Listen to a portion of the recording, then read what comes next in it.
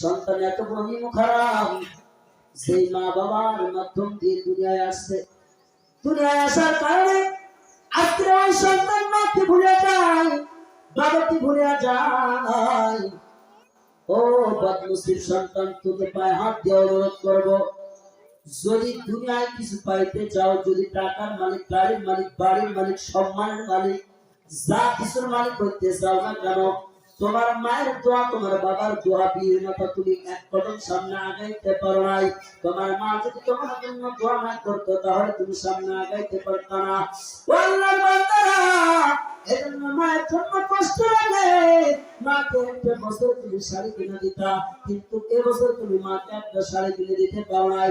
ও আল্লাহর বান্দারা, বাবাকে একটা লুঙ্গি কিনে দিতা, একটা পাঞ্জাবি কিনে দিতা, কিন্তু এই সময় অনেক কপাল খারাপ আল্লাহর বান্দারা আছে, যাদের মাও নাই, বাবাও নাই। মাও বিদায় নিয়ে চলে গেছে, বাবাও বিদায় নিয়ে চলে গেছে।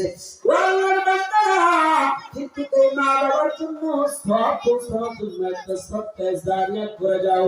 ও আল্লাহর বান্দারা, যদি মায়ের কবরে সওয়াব পৌঁছাইতে চাও, বাবার কবরে যদি সওয়াব পৌঁছাইতে চাও, সন্তান বিদায় নিয়ে চলে গেছে, সন্তানের কবরে যদি সওয়াব পৌঁছাইতে চাও, ও আল্লাহর বান্দারা, মায়ের নবী রাহমাতুল লিল আলামিন বলেন, আর রাসূলুল্লাহ সাল্লাল্লাহু আলাইহি ওয়াসাল্লাম, আস-সাদকাতু তারাতুল বালা, এবার না বেশি বেশি